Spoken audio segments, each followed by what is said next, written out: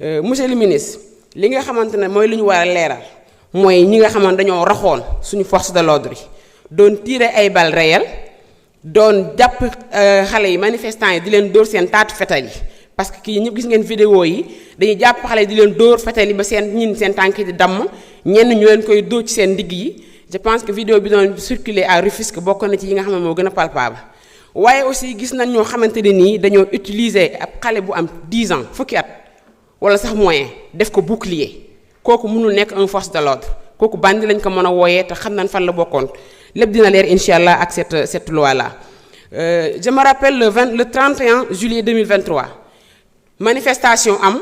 ñu jàpp benn xale dafa ñëw jàkkaarloo ak ñoom yorul dara lu may benn xeer ñu dóor ko bal ci biir bu bënn yóbbu ko hôpital bi ñuy waññeekoo di daw wuti ay xaalis pour jënd ordonnance ñu ne ñu dee na donc loolu ku ko ba def bëgg a toog fii tey sera sa bopp wala nga ne dañuy jaxase ak force de défense et de sécurité yi je pense que du jàll comme ni ko sama collègue waxee sànq képp koo xamante ne nii laale nga ci mbir mi mën nga dem wuti sa avocat nga préparé wu mais nag mun leen ñoo jaxase ak nos forces de défense et de sécurité parce que le président de la République Bassirou Diomaye Diakhar Faye et son premier Ousmane Sonko dañu promettroon Sénégalais yi nañu rey suñu doom yi ñu rey plus de 80 personnes tëdd ñu yaakaar ne dañuy làqu ci gannaaw amnistie di def lu leen neex loolu bu ñu ko defee mu jàll beneen régime bu ñëw mën na ko def te loolu dafa war a